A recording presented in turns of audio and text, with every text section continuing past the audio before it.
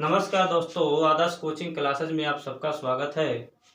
दोस्तों, आज हम क्लास 11th के एनसीईआरटी मैथ का जो है अध्याय फर्स्ट समुच्चय का पार्ट फर्स्ट लेकर आया हूँ। इस पार्ट में मैं सेट क्या होता है, इसको निरूपित कैसे किया जाता है, अर्थात मैं पूर्ण रूप से एक्सरसाइज 1.1 के जितने भी सवाल लगते हैं उन सब सवालों का थ्योरी बताने वाला हूं। आप लोग केवल इस थ्योरी को आप सुन लेंगे तो घर पर एनसीईआरटी के मैथ के हर एक सवालों को आप लोग लगा सकते हैं। तो इसलिए दोस्तों, आप लोग इस थ्योरी को बहुत ध्यान से सुनिएगा और वीडियो को अंत तक जो है देखिएगा। अगर आपको अच्छा लगेगा तो इसे लाइक शेयर और सब्सक्राइब जरूर कीजिएगा ताकि मैं और इसका वीडियो जो है अपलोड कर सकूं। तो दोस्तों, मैंने इस चैप्टर को स्टार्ट इसीलिए किया है कि जो पूरा मैथमेटिक्स है, चाहे 11 हो चाहे 12, इसमें जितने भी लेसन्स हैं उन सब लेसनों में समुच्चय का पार्ट जो है यूज किया गया है। इसलिए जो है इस चैप्टर को लेकर आया हूँ। थोड़ा सा चैप्टर जो है देखने में अच्छा नहीं दिखता है, इसलिए लोग जो है जल्द इसको स्टार्ट नहीं करते हैं, बोरिंग लगता है ये लेसन। लेकिन आप लोग बिल्कुल बोर ना होइएगा, आराम से पढ़ेंगे, आपको चीज़ें क्लियर होगी। मैं भी चाहता तो कोई दूसरा चैप्टर स्टार्ट कर सकता था, लेकिन दूसरा चैप्टर नहीं स्टार्ट करने का एकमात्र रीजन यही है क्योंकि जो है दूसरे चैप्टर में इन सब समुच्चय का बेसिक नॉलेज होना आपको बहुत ही जरूरी है। चलिए दोस्तों, हम लोग ज़्यादा वक्त जाया ना करते हुए अपने इस जो है वाक्य की ओर बढ़ते हैं जो व्हाइट बोर्ड पर लिखा गया है। क्योंकि समय को कम करने के लिए व्हाइट बोर्ड पर लिख दिया गया है जो है, तो आप लोग इसको मैं बता रहा हूँ, आप लोग बहुत ध्यान से इसको समझेंगे। चलिए दोस्तों, सबसे पहले चीज कि समुच्चय का मैं इंट्रोडक्शन करा देता हूँ, यानी इसकी भूमिका के बारे में आपको बता देता हूँ कि समुच्चय, हम लोगों को समुच्चय से क्या क्या लाभ होता है। तो दोस्तों, प्रायः जो होता है गणित की सभी जितनी भी शाखाएं हैं, प्रायः गणित की जितनी भी शाखाएं हैं, शाखाएं का मतलब आप लोग समझिए, जैसे में समाकलन हुआ, अवकलन हुआ, त्रिकोणमिति हुआ, प्रायिकता हुआ, मतलब ये सब इत्यादि जो भी शाखाएं हैं उन सभी शाखाओं में प्रायः समुच्चय का जो है यूज किया जाता ही है। अगर आप जो है इसको जो है ध्यान नहीं देंगे तो जो है आपको बहुत समस्याएं आगे मैथ में हो सकती हैं। इसलिए आप लोग इसको जो है बहुत ध्यानपूर्वक देखिएगा। मैंने बोला है क्या कि प्रायः गणित की सभी शाखाओं में, खास तौर से संबंध एवं फलन का परिभाषा देने में, इसके बाद का लेसन है संबंध एवं फलन, उसकी परिभाषा देने में, ज्यामिति में, त्रिकोणमिति में, प्रायिकता इत्यादि में जो है इस समुच्चय का जो है यूज किया जाता है। इसके सभी बेसिक नॉलेज आपको पता होने अति आवश्यक है। याद रखिएगा दोस्तों मेरी बात को। फिर इसके बाद मैं चलता हूं कि समुच्चय भूमिका हो गई इसकी कि प्रायः गणित के सभी शाखाओं में जो होता है समुच्चय का जो है यूज किया जाता है। खास तौर से संबंध एवं फलन की परिभाषा देने में बहुत सहायता मिलता है। त्रिकोणमिति में बहुत सहायता करता है ये कक्षा 12 के त्रिकोणमिति में। चलिए दोस्तों, अब भूमिका जब इसकी हो गई तो थोड़ी सी और भूमिका की बातें ये रह गई कि ये समुच्चय आया कब और कौन लेकर इसको आया, कौन ऐसे महान गणितज्ञ थे जो इस समुच्चय को लाए। तो समुच्चय को लाने वाले वैज्ञानिक का नाम है, समुच्चय सिद्धांत का विकास करने वाले वैज्ञानिक का नाम है जो है जॉर्ज सेंटर। इन्होंने यह विकास 1845 से 1918 के बीच किया था। और ये वैज्ञानिक कहाँ के थे? तो जर्मन के थे। आपसे कोई पूछेगा आज के वर्ष से कि जो है डीप जानकारी थोड़ा रखिए इसका। समुच्चय का जो है विकास की खोज करने वाले वैज्ञानिक का नाम जो है जॉर्ज सेंटर है और इन्होंने ये अपना यह विकास 1845 से 1918 के बीच किया था और ये जर्मन के वैज्ञानिक थे। इसके बाद हम लोग चलते हैं दोस्तों, समुच्चय किसे कहते हैं। समुच्चय का परिभाषा बहुत सिंपल है, छोटा सा परिभाषा है, लेकिन इसमें बातों को समझना बहुत जरूरी है आपको। तो समुच्चय किसे कहते हैं? तो सुपरिभाषित वस्तुओं के संग्रह को जो है समुच्चय कहते हैं। इसमें दो चीज आया है, सुपरिभाषित आया है, एक आया है संग्रह। आप लोग गौर से समझेंगे। आज के बाद से कोई समुच्चय का आपका डिफिनीशन पूछे तो बताएंगे सुपरिभाषित वस्तुओं के संग्रह को समुच्चय कहते हैं। तो बात आपसे कोई पूछेगा कि सुपरिभाषित किसे कहते हैं और संग्रह क्या होता है, तो संग्रह का मतलब आप लोग जानते हैं कि इकट्ठा करना, कई डाटा को इकट्ठा कर देना एक जगह, जैसे 1 से लेकर 100 जो है सभी प्राकृतिक संख्याओं का डाटा आप इकट्ठी कर दें।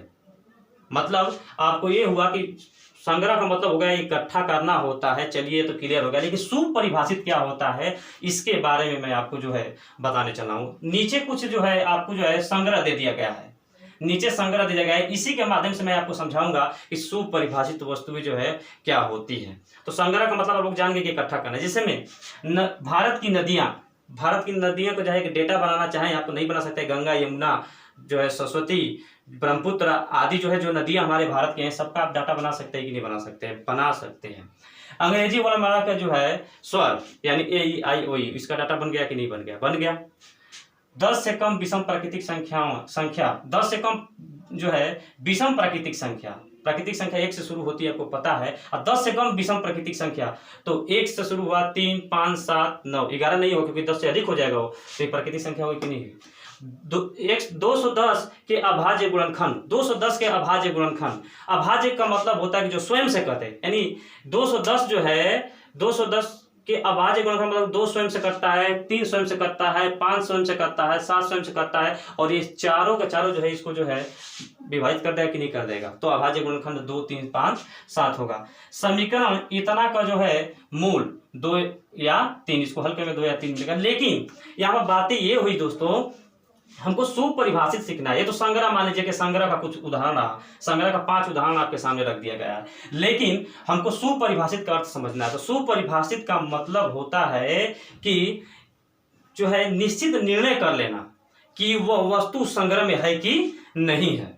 सुपरिभाषित का मतलब याद रखेंगे, निश्चित निर्णय करना, एकदम निश्चित निर्णय करना, कोई भ्रम नहीं होना चाहिए। निश्चित निर्णय करना चाहिए कि वो वस्तु संग्रह में उस डाटा में आता है कि नहीं आता है। जैसे मैं बोलता हूँ, आपको बताइएगा कि भारत की नदियां जो है, मैंने डाटा इकट्ठा किया भारत की नदियों का, ब्रह्मपुत्र, गंगा, यमुना जो है, सरस्वती, कावेरी, ये सब हमारी जो नदियां हैं, मैंने ऐसे 4-5 नदियों को जो है डाटा इकट्ठा कर लिया। तो आप ये बताइए कि आप ये निश्चित हो गए कि नहीं हो गए कि भारत की ही नदियां हैं, भारत की नदियां हैं कि नहीं है? आप निश्चित कर लेंगे, निर्णय ये ले सकते हैं अपने से निश्चित कि वह भारत की ही नदियां हैं। तो इसका मतलब आप लोग यह जो है डाटा जो है, ये संग्रह जो है, ये संग्रह क्या है? सुपरिभाषित है। संग्रह क्या है? सुपरिभाषित है। लेकिन ये सुपरिभाषित कब नहीं होता, ये संग्रह सुपरिभाषित कब नहीं होता, इसके बारे में मैं बता दे रहा हूं कि भारत की नदियों के डाटा में मैंने अगर रख दिया ऐसे कि जो है गंगा, जमुना, सरस्वती, ब्रह्मपुत्र और नील, आप लोग एक बात बताएंगे, गंगा को आप लोग जाने तो ये आप निश्चित निर्णय कर सकते हैं कि इस संग्रह में रह सकता है, क्योंकि भारत की नदी है इसलिए उस संग्रह में रह सकता है। जो है यमुना, आप ये निर्णय कर सकते हैं कि भारत की नदी है, अर्थात उस संग्रह के अंदर जो उसको रख सकते हैं। ब्रह्मपुत्र भारत की नदी है, उसके संग्रह के अंदर रख सकते हैं। लेकिन नील नदी भारत की नदी है नहीं है, इसलिए उसको संग्रह के अंदर नहीं रख सकते, क्योंकि क्वेश्चन का है कि भारत की नदियां वो कहीं दूसरे जगह की नदी हो गई, दूसरे देश की नदी हो गई, इसलिए नील नदी को इसमें नहीं रख सकते हैं। तो आप ये निश्चित कर लिए कि नहीं कर लिए कि ये नील नदी जो है भारत की नदी नहीं है। तो इसलिए अगर यहाँ पर भारत की नदी में नील नदी शामिल कर दिया जाता संग्रह बनाते समय, तो इसका मतलब कि यह परिभाषित वस्तु नहीं होती। अर्थात समुच्चय के अंतर्गत केवल उन्हीं वस्तुओं को हम लोग रखते हैं जो सुपरिभाषित होती हैं। सुपरिभाषित का मतलब क्लियर हो गया। आप लोग निश्चित निर्णय कर सकते हैं कि नहीं कर सकते हैं कि भारत की नदियां हैं। आइए दूसरे उदाहरण में समझा देते हैं। अंग्रेजी वर्णमाला का स्वर बताइए, आप निश्चित नहीं कर सकते हैं ऐसे आपको कि ए जो है इस अंग्रेजी वर्णमाला के स्वर में रह सकता है? बता सकते हैं ना। ई जो है अंग्रेजी वर्णमाला के स्वर में रख सकता है, इसका मतलब इस संग्रह में रह सकता है कि नहीं रख सकता है। लेकिन अगर मैं इस बी को इसमें रखूं तो क्या ये सुपरिभाषित होगा? नहीं होगा, क्योंकि बी जो है अंग्रेजी वर्णमाला का स्वर नहीं है। पकड़ लेंगे आराम से। 10 से कम विषम प्राकृतिक संख्या, क्या मैं इसमें 2 रख दूं तो क्या वो विषम प्राकृतिक संख्या होगी? नहीं होगी। इसलिए विषम प्राकृतिक संख्या, यानी विषम का मतलब ये विषम सब है कि नहीं है? 2 यहाँ पर नहीं, क्योंकि वो सम हो जाएगा। प्राकृतिक संख्या तो है लेकिन सम हो जाएगा, लेकिन विषम कहाँ है? तो ये डाटा के अंतर्गत केवल यही आ सकते हैं, कोई अन्य नहीं आ सकता। आप ये निश्चित कर सकते हैं कि नहीं कर सकते हैं? कर सकते हैं। तो दोस्तों ये रहा सुपरिभाषित का कुछ मतलब। नीचे मैं लिख दिया हूँ उपयुक्त उदाहरण जो है परिभाषित संग्रह है, क्योंकि किसी वस्तु के संबंध में हम यह निश्चित निर्णय ले सकते हैं कि वह वस्तु संग्रह में रहने लायक है कि नहीं है। मैंने बोला कि नील नदी जो है इस भारत की नदी में रहने लायक नहीं है, तो निश्चित निर्णय कर लिया कि नहीं कर लिया? तो मैंने बताया कि उपयुक्त उदाहरण सुपरिभाषित संग्रह है, क्योंकि वस्तु, क्योंकि वस्तु के संबंध में हम यह निश्चित निर्णय ले सकते हैं कि वह वस्तु संग्रह में है अथवा नहीं है। तो दोस्तों आपको उम्मीद है कि ये जो है समुच्चय का परिभाषा समझ में आ गया होगा। बहुत अच्छी चीज थी, सुपरिभाषित का मतलब आपको समझना था कि समुच्चय के अंतर्गत उन्हीं सभी वस्तुओं को हमको रखना होता है जो सुपरिभाषित होती है, यानी जिसके बारे में हम निश्चित निर्णय कर सके कि वो संग्रह में रहने लायक है कि नहीं है। उदाहरण मैंने समझा दिया है, आप लोग समझ गए होंगे। अगर नहीं समझे होंगे तो कमेंट बॉक्स में आप लिख कर जरूर बताइएगा कि आपको आया है कि नहीं आया है।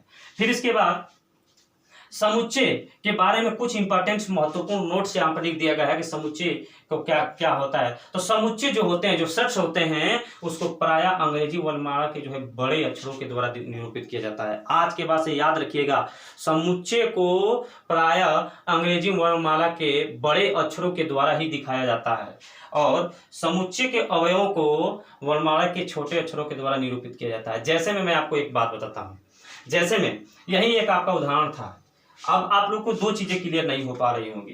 पहली चीज कि समुच्चय को अंग्रेजी वर्णमाला के बड़े अक्षरों के द्वारा दिखाया जाता है, इसका मतलब क्या हुआ सर? और समुच्चय के अवयव को, यहाँ पे एक अवयव दिया है, एलिमेंट, अवयव को अंग्रेजी वर्णमाला के जो है छोटे अक्षर द्वारा दिखाया जाता है, इसका मतलब क्या हुआ सर? तो हम इसका बता दे रहे हैं जवाब आपको। देखिएगा, मान लीजिएगा कि ये अंग्रेजी वर्णमाला का जो है, अंग्रेजी वर्णमाला का स्वर का हमको समुच्चय लिखना है। मान लेते हैं कि अंग्रेजी वर्णमाला के स्वरों को समुच्चय लिखते हैं, तो मैं क्या कर दिया कि समुच्चय, अंग्रेजी वर्णमाला के स्वरों का समुच्चय यही पर लिख देता हूँ। समुच्चय लिखने के लिए मैं कैपिटल भी का यूज कर दिया, क्योंकि जो है अंग्रेजी वर्णमाला के जो है बड़े अक्षर का यूज करना होता है। तो ये भी बड़ा अक्षर है कि नहीं है? समुच्चय, मैंने बोला कि अंग्रेजी वर्णमाला के स्वरों का समुच्चय लिखना है, तो अंग्रेजी वर्णमाला के स्वरों का समुच्चय, समुच्चय का नाम देना होगा। तो उस स्वरों के समुच्चय को मैंने रख दिया क्या? भी नाम।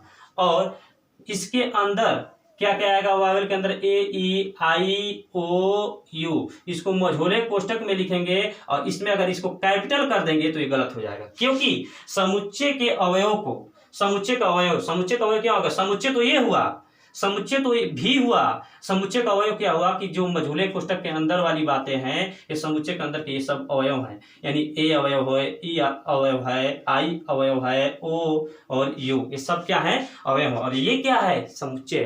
तो मैंने अभी एक बात बोला है नोट में कि समुच्चय को प्रायः अंग्रेजी वर्णमाला के बड़े जो है अक्षरों के द्वारा जो है निरूपित किया जाता है। बड़े अक्षरों के द्वारा, बड़े अक्षर के द्वारा, या जो है वावेल के जो है स्वरों के समुच्चय को हमको दिखाना, तो मैंने वावेल यानी वावेल को भी दिखा दिया। समुच्चय को निरूपित करने के लिए मैंने अंग्रेजी वर्णमाला का अंदर वाला जो है छोटे अक्षरों में लिख दिया इसके अवयव को। तो आज के बाद याद रखेंगे, समुच्चय जो है, समुच्चय को बड़े अंग्रेजी वर्णमाला के बड़े लेटर के द्वारा दिखाएंगे और अवयव को उसके छोटे अक्षरों के द्वारा हम लोग दिखाएंगे।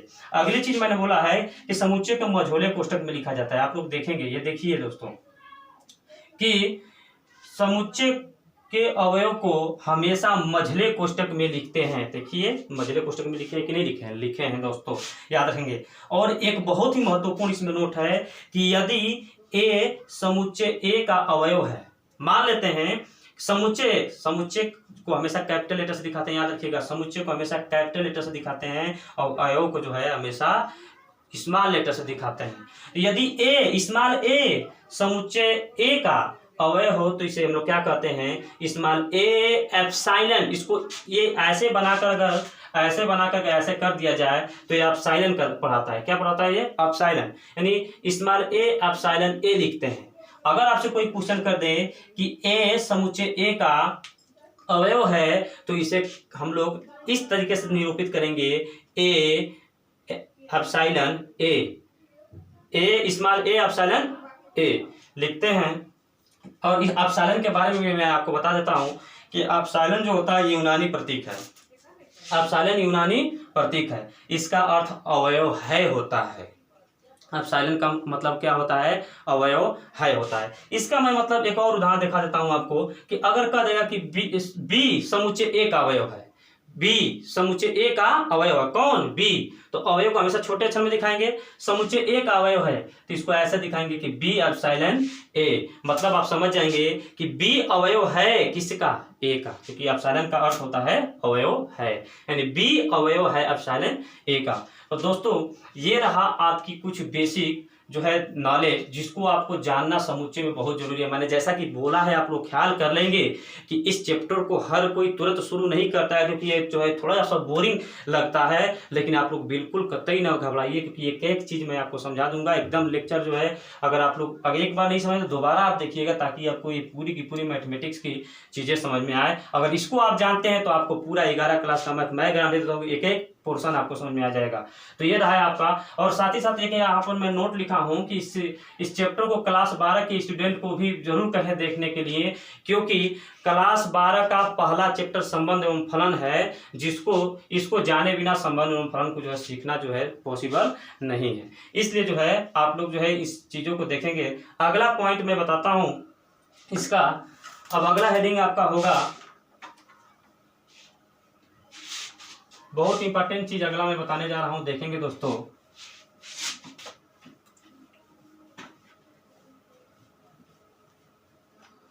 अगला इसका जो पार्ट होगा तो उसको देखेंगे, समुच्चय को निरूपित करने की विधियां। समुच्चय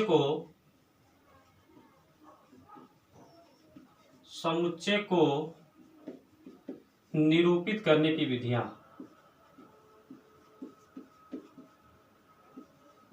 समुच्चय को निरूपित करने की विधियां।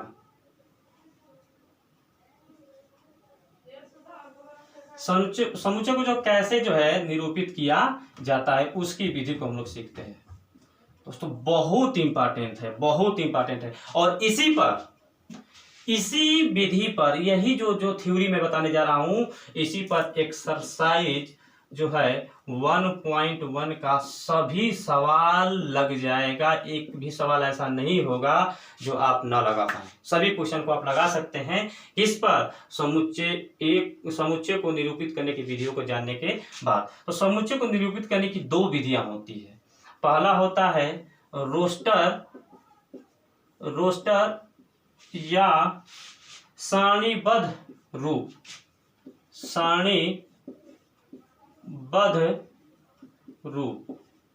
समुच्चय को निरूपित करने की विधियां में पहला विधि है रोस्टर या सारणीबद्ध रूप। दूसरा इसका जो विधि है समुच्चय निर्माण रूप। समुच्चय निर्माण रूप दोस्तों याद रखेंगे, समुच्चय को निरूपित करने की कितनी विधियां हैं? तो दो विधियां हैं। पहला रोस्टर या सारणीबद्ध रूप, दूसरा समुच्चय निर्माण रूप। अंग्रेजी में इसको कहते हैं रोस्टर फॉर्म। इसको समुच्चय निर्माण रूप को सेट बिल्डर फॉर्म।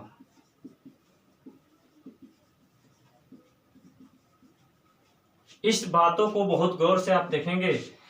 समुच्चय को निरूपित करने की विधियां जो होती है वो दो प्रकार की होती है। पहला विधि होता है रोस्टर या सारणीबद्ध रूप, दूसरा होता है समुच्चय निर्माण रूप। तो हम लोग सीखते हैं कि रोस्टर या सारणीबद्ध रूप क्या होता है।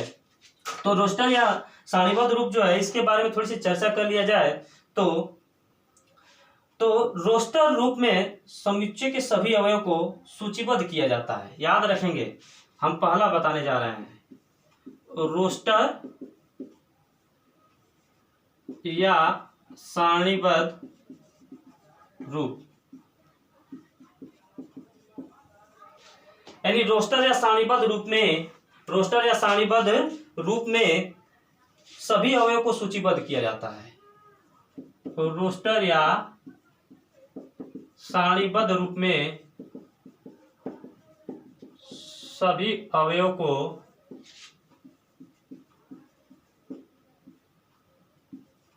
सारणीबद्ध किया जाता है। अभी दोस्तों आपको समझ में आएगा, सारणीबद्ध किया जाता है। रोस्टर या सारणीबद्ध रूप में अवयवों को क्या किया जाता है? सूचीबद्ध। सारणीबद्ध नहीं, सूचीबद्ध किया जाता है। एक सूची बनाई जाती है, सूचीबद्ध किया जाता है। और सूचीबद्ध करते हैं तो तथा अवयवों को कामा लगाकर, कामा आप लोग जानते हैं, ये कामा वाला सिंबल, ये वाला कामा लगाकर, इसको कहते हैं कामा लगाकर पृथक किया जाता है। जैसे दोस्तों मैं एक उदाहरण ले रहा हूं, आप लोग ध्यानपूर्वक इस बात को समझ जाएंगे।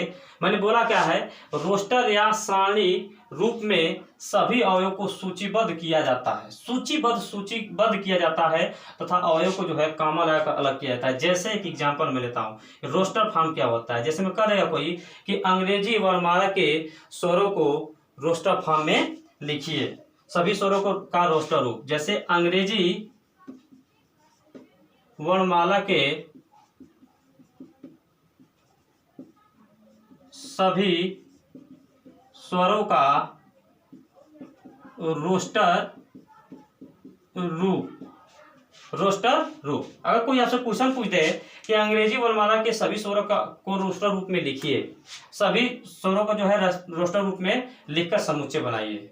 अंग्रेजी वर्णमाला के सभी स्वरों के समुच्चय का रोस्टर रूप, सभी स्वरों के समुच्चय का रोस्टर रूप में लिखिए। याद रखिएगा, रोस्टर रूप में लिखने के लिए इसी पर पूरा एक्सरसाइज है, रोस्टर और समुच्चय निर्माण रूप। तो मैंने बताया कि अंग्रेजी वर्णमाला के सभी स्वरों का जो है समुच्चय, सभी स्वरों के समुच्चय का रोस्टर रूप अगर आपको लिखने के लिए कहे तो स्वर को पहले समुच्चय को अंग्रेजी वर्णमाला के कैपिटल लेटर जो दिखाते हैं तो स्वर को वावेल कहते हैं। चाहे किसी से दिखा सकते हैं, ऐसे भी दिखा सकते हैं, कोई जरूरी नहीं है। लेकिन मैंने क्या बताया कि जब इसका रोस्टर रूप लिख रहा हूं तो रोस्टर रूप इसका हल में ऐसे लिख दें कि रोस्टर रूप। ये सवाल है, इसी प्रकार का सवाल आपको लगाना है, एकदम एक एक लाइन का सवाल होगा। रोस्टर रूप क्या करेंगे आप लोग, जो है वावेल को दिखाना है तो भी से दिखा दिया, समुच्चय को हमेशा कैपिटल से दिखाते तो भी हो गया रोस्टर रूप। अब जो है अंग्रेजी वर्णमाला के सभी स्वरों का जो है रोस्टर रूप लिखना है तो इसके अंदर अंग्रेजी वर्णमाला का आप वावेल जानते हैं कितने होते हैं, 5, A, E, I, O, U। इसको कैपिटल में नहीं लिख सकते हैं। क्यों नहीं लिख सकते हैं? क्योंकि जो है अगर मैंने बताया कि समुच्चय के अवयव को जो है हमेशा स्मॉल लेटर से लिखा जाता है, नोट मैंने बताया है। अगर कोई कह दे कि 1 से 10 तक के सभी प्राकृतिक संख्याओं के समुच्चय का रोस्टर रूप लिखिए। दूसरा अगर कोई आपसे एग्जाम्पल पूछ दे तो आराम से लिख सकते हैं, 1 से 10 तक के सभी प्राकृतिक संख्याओं के समुच्चय का रोस्टर रूप लिखिए। 1 से 10 तक के सभी प्राकृतिक संख्याओं का रोस्टर रूप लिखिए। अगर कोई आपसे कहे तो इसका आप जवाब ऐसे देंगे कि 1 से 10 तक के, इसका रोस्टर रूप आप ऐसे लिखेंगे कि 1 से 10 तक के सभी प्राकृतिक संख्याओं का रोस्टर रूप, यानी डायरेक्ट लिखेंगे रोस्टर रूप। प्राकृतिक संख्या को देखना है, प्राकृतिक संख्या को। तो याद रखेंगे दोस्तों कि प्राकृतिक संख्या को का रोस्टर रूप आपको लिखने के लिए कोई कहे तो प्राकृतिक संख्या को नेचुरल नंबर होता है, एन से दिखा सकते हैं, मन कर तो ए से दिखा दीजिए, कोई दिक्कत नहीं है। चलिए मैं ए से दिखा देता हूं। प्राकृतिक संख्या का रोस्टर रूप आगे लिख लेंगे कि प्राकृतिक संख्या का रोस्टर रूप ए बराबर 1 से 10 तक लिखना है तो 1 2 3 4 5 6 7 8 9 10। ये चीजें आपको मिल गया कि रोस्टर फॉर्म में कैसे लिखा जाता है। रोस्टर फॉर्म में कैसे लिखा जाता है, नॉर्मल बस मझोले कोष्टक में करके कामा लगा के सभी अवयव को लिख जाइए। ये हमारा जो है रोस्टर रूप होता है। रोस्टर रूप तो आसान होता है लेकिन इससे थोड़ा सा कठिन जो होता है सेट बिल्डर फॉर्म यानी समुच्चय निर्माण विधि जो होता है। लेकिन अभी उस पर जाने से पहले मैं एक इम्पॉर्टेंट जो है नोट आपको बता देता हूँ। वो नोट क्या है आप लोग गौर से देखेंगे, बहुत ही इम्पॉर्टेंट नोट है दोस्तों। इस वीडियो को अगर आपको अच्छा लगे तो लाइक शेयर और सब्सक्राइब जरूर कीजिएगा और ये दूसरों को शेयर आप लोग जरूर कराइएगा और सब्सक्राइब कराइएगा। देखिए दोस्तों, ये इसका एक इम्पॉर्टेंट और मैं नोट इसमें बोल रहा हूँ, आप नोट को जो है ध्यान से देखेंगे। एक चीज ये नोट है हम लोगों का कि समुच्चय को रोस्टर रूप में लिखते समय किसी अवयव को समानता एक ही बार लिखा जाता है। अगर एक ही अवयव कई बार आ जाता है तो उसको जो है उसको 2 बार अगर आ गया तो 2 बार नहीं लिखना है। यानी नोट में यही होगा, समुच्चय को रोस्टर रूप में लिखते समय समुच्चय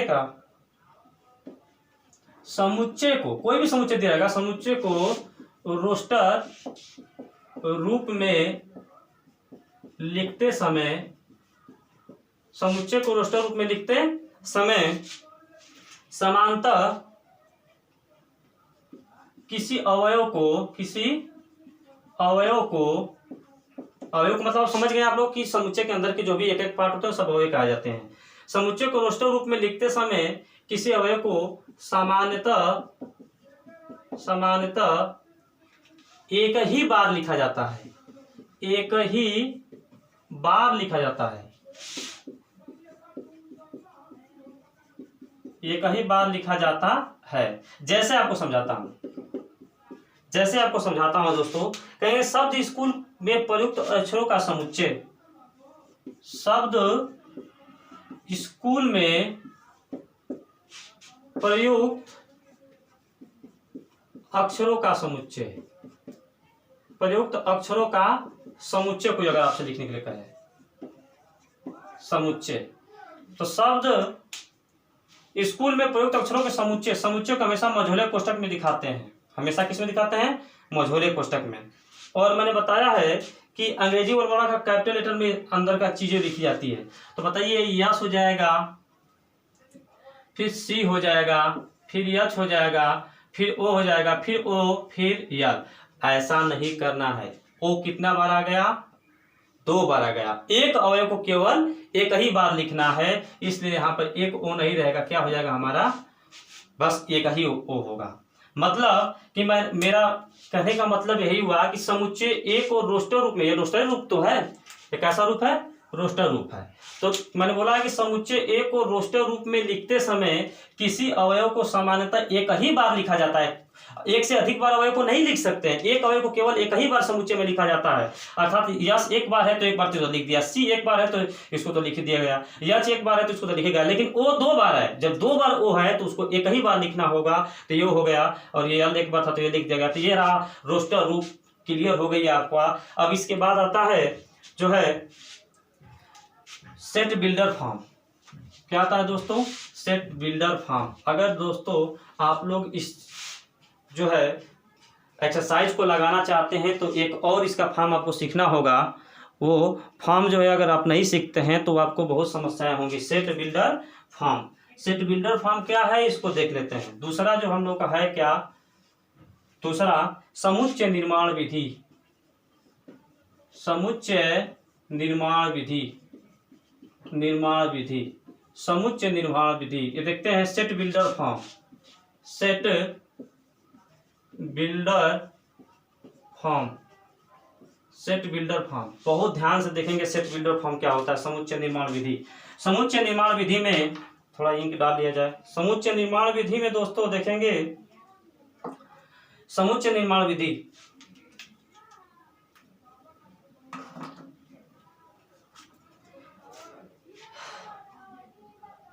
इसका एग्जाम्पल आपको बस समझा देते हैं। आप लोग गौर से इसको देख लीजिएगा।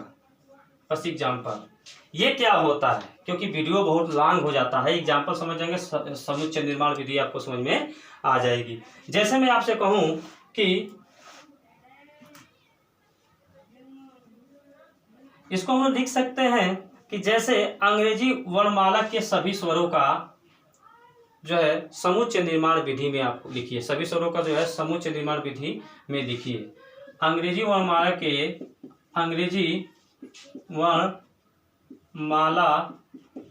के सभी स्वरों के समुच्चय को, अंग्रेजी वर्णमाला के सभी स्वरों के समुच्चय का समुच्चय निर्माण विधि लिखिए। समुच्चय निर्माण विधि में लिखिए। समुच्चय निर्माण विधि में लिखिए, द्वारा लिखिए। समुच्चय निर्माण विधि द्वारा लिखिए। देखिए दोस्तों ये कैसे बनता है, यही आपका बहुत इंपॉर्टेंट है। इसमें थोड़ा सा आपको बनाने में कठिन होगा और बाकी सब आसान है। मैंने बताया कि अंग्रेजी वर्णमाला के सभी स्वरों को जो है समुच्चय निर्माण विधि लिखिए। तो आप क्या करेंगे? समुच्चय ये वाला नहीं करेंगे कि ऐसे लिख दिए ए ई आई ओ यू, ऐसे अगर आप लिख देंगे ये तो रोस्टर फॉर्म हो गया। समुच्चय निर्माण विधि को लिखने का तरीका मैं बता देता हूँ। समुच्चय निर्माण विधि कैसे लिखा जाता है। जैसे अंग्रेजी वर्णमाला का जो है सभी स्वरों को जो है समुच्चय निर्माण विधि अगर लिखना हो तो इसका हल में सीधे ऐसे आप लिखेंगे कि जो है समुच्चय निर्माण विधि आगे ऊपर लिख लेंगे अंग्रेजी वर्णमाला के सभी स्वरों का समुच्चय निर्माण विधि। समुच्चय निर्माण विधि, समुच्चय निर्माण विधि ऐसे लिखा जाता है, आप लोग देखेंगे। क्योंकि समुच्चय को बड़े अंग्रेजी वर्णमाला का कैपिटल लेटर दिखा सकते, भी तो हो गया, ठीक है, वर्णमाला का जो है भी हो गया। तो समुच्चय निर्माण विधि को हम लोग ऐसे लिख देंगे कि यक्ष सच डैश, इसको सच डैश कहते हैं, यक्ष सच डैश, यक्ष अंग्रेजी वर्णमाला के सभी स्वर, अंग्रेजी वर्णमाला के सभी स्वर। बस क्या है, एक शब्दों में लिख देना है कि यक्ष सच दस, इसको हमेशा लिखते रहिएगा, यक्ष सच दस यक्ष अंग्रेजी वर्णमाला के सभी स्वर। जो कॉपी चेक करने वाला वो समझ जाएगा कि समुच्चय निर्माण विधि, ये मतलब ये हो गया कि अंग्रेजी वर्णमाला का सभी स्वर ऐसे लिखा जाता है। मतलब इसको कुछ इस तरीके से लिखा जाता है। थोड़ा सा सवाल इसमें ये गड़बड़ी है कि अंग्रेजी वर्णमाला मतलब इसको ऐसे लिखते हैं, समुच्चय ऐसे क्वेश्चन कहता है, क्वेश्चन ये नहीं पूछता, कहता है समुच्चय AEIOU, ऐसे क्वेश्चन करता है। दोस्तों थोड़ा क्वेश्चन जो है मिस्टेक था, क्योंकि अपने से लिखना था इसलिए गड़बड़ी हो गई। समुच्चय AEIOU का समुच्चय निर्माण विधि में लिखिए, को समुच्चय निर्माण विधि में लिखिए। अगर ऐसे क्वेश्चन आपको कहे, क्वेश्चन समुच्चय निर्माण विधि सेट बिल्डर फॉर्म का जो है सिंपल सा जो है इसका क्वेश्चन ये होता है कि ऐसे क्वेश्चन दिया रहेगा, कोई भी समुच्चय, समुच्चय AEIOU को समुच्चय निर्माण विधि में लिखिए।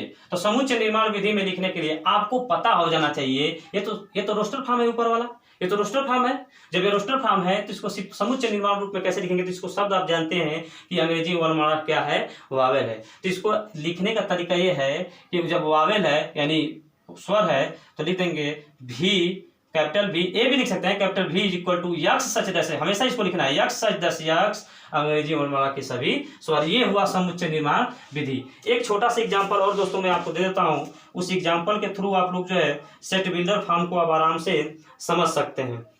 जैसे में एक इसका उदाहरण ये है कि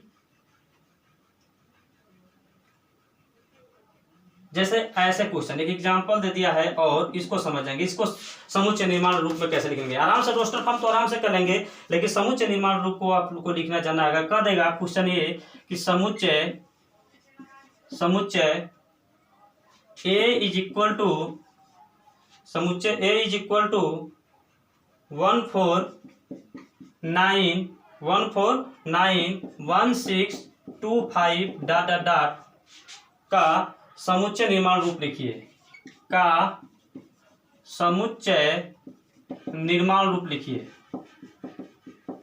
थोड़ा सा यही कठिन होता है और बाकी आसान है सब। इसका समुच्चय निर्माण रूप लिखना है।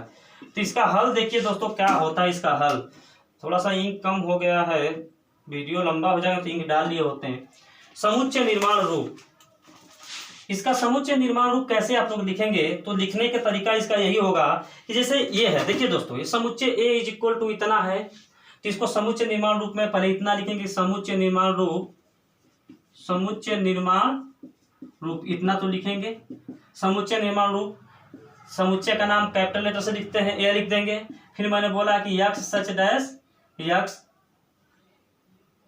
प्राकृत संख्या का वर्ग। प्राकृत संख्या कहाँ शुरू होती है, 1 से शुरू होती है, 1 2 3 4 सब प्राकृतिक संख्या होती है। मैं बता दूंगा अगला वीडियो में, नोट में प्राकृतिक संख्या, पूर्ण संख्या, पूर्णांक संख्या क्या होती है सब बताऊंगा। तो प्राकृतिक संख्या का वर्ग है कि नहीं, 1 का वर्ग 1 होता है, 2 का वर्ग 4, 3 का वर्ग 9, 4 का वर्ग 16, ऐसे लिख देंगे प्राकृत संख्या का वर्ग। दोस्तों यह है हम लोग का क्या, सेट बिल्डर फॉर्म, यानी रोस्टर फॉर्म में दिया होगा, रोस्टर फॉर्म से सेट बिल्डर फॉर्म में आपको चेंज करना होगा, या कोई समुच्चय पूछ देगा उसको रोस्टर फॉर्म में आपको लिखना होगा। तो आप लोग आराम से इस तरह से लिख सकते हैं। अगर फिर भी आपको कोई दिक्कत हो रही तो आपको घबराने की जरूरत नहीं है। फिर कल की वीडियो जो पार्ट 2 का जो वीडियो आएगा उसमें भी चीज़ों के एक बार इसको बता दी जाएगी। अगर नहीं समझ में आया तो इसको वीडियो को आज क्लियर कर लेंगे, इस वीडियो को एक बार फिर से देख लेंगे। और एक्सरसाइज 1.1 उदाहरण सहित 1.1 के जो है सवाल को आप लगाएंगे तो पूरा सवाल इतने लेक्चर में हमारा जो है समाप्त हो जाएगा। तो दोस्तों ये रहा समुच्चय निर्माण, समुच्चय का जो है कुछ बेसिक नॉलेज। बस दोस्तों आप लोग को 2-3 चीज़ें आपको ख्याल करना होगा कि थोड़ा सा वीडियो लंबा होने की वजह से मैं तेज़ी से इसको जो है पढ़ाता हूँ, क्योंकि मेरा आप लोग कुछ लोग इसमें जानते होंगे कि मेरा आदर्श कोचिंग क्लास जो है सेंटर जो है नौनहारा थाना के बगल में स्थित है। वहाँ पर समय की बाध्यता नहीं होती है, यहाँ पर समय की बाध्यता है। वीडियो जितना लंबा होगा उतना जो है समस्याएं उत्पन्न होती है, इसलिए जो है चीज़ों को थोड़ा तेज समझाई जाती है। आप लोग जो है इसको जो है थोड़ा सा अगर नहीं समझ में आता है तो फिर पीछे करके वीडियो को देख लेंगे, फिर अगर नहीं समझ में तो आप कमेंट करेंगे कि सर नहीं समझ में आया है, हम आपको जरूर बताएंगे।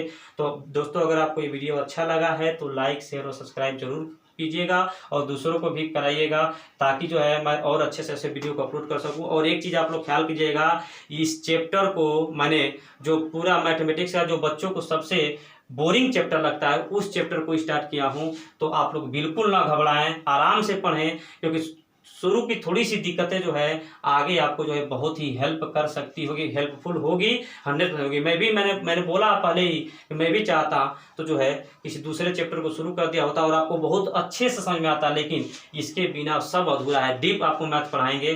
तो बस आज के लिए दोस्तों इतना ही। थैंक यू, धन्यवाद।